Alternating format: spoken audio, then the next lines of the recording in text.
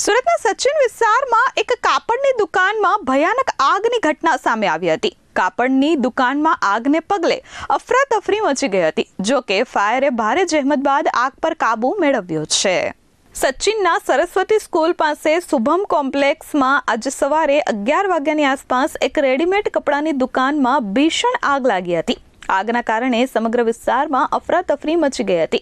આ દુકાન મનોજભાઈની છે। શ્રી સુનવાણી ક્રિએશન નામથી ચાલી રહેલી રેડીમેડ કપડાની દુકાનમાં આગને પગલે આસપાસના વિસ્તારમાં અફરાતફરી મચી ગઈ હતી। ઘટનાની જાણ તાત્કાલિક જ ફાયર વિભાગને કરવામાં આવી હતી, જેથી ફાયરની ટીમો ઘટના સ્થળે પહોંચી હતી અને આગ પર પાણીનો મારો ચલાવી આગને કાબૂમાં લીધી હતી। પ્રાથમિક તપાસમાં શોર્ટ સર્કિટના કારણે આગ લાગી હોવાનું અનુમાન છે। ભીષણ આગમાં દુકાનમાં સંગ્રહિત તૈયાર માલ, કપડાં અને અન્ય વસ્તુઓ બળીને ખાક થઈ ગઈ છે। અંદાજિત 15 લાખ રૂપિયાથી વધુનું નુકસાન દુકાન માલિકને થયું છે।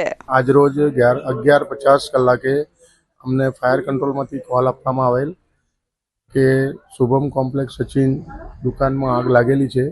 અમે તરત ઘટના સ્થળ માટે નીકળી ગયેલા અને ઘટના સ્થળે પહોંચ્યા, જોયું તો દુકાનમાંથી આગ ચાલુ હતી। અમે ઘટના સ્થળે પહોંચી ગયા અને ફાયર ફાઇટિંગ કરવાનું કામ ચાલુ કરી દીધું અને આગને કંટ્રોલમાં કર્યો અને કુલિંગનું કામ કર્યું। દુકાનની 2 દુકાનો હતી, એમાં સિલાઈ મશીન હતા। ત્રીજી જે દુકાન હતી જેમાં આગ લાગેલી હતી એમાં 2-3 મશીન હતા અને રો મટીરિયલ સિલાઈ કાપડનું રો મટીરિયલ પડેલું હતું, જે તમામ બળીને ખાક થઈ ગયું છે। પાર્ટીના જણાવ્યા પ્રમાણે શોર્ટ સર્કિટથી આગ લાગેલી છે અને પાર્ટીના જણાવ્યા મુજબ એમનું એવું કહેવું છે કે અંદાજિત 15 લાખનું નુકસાન થયેલ છે। Bureau report S24 news, Surat.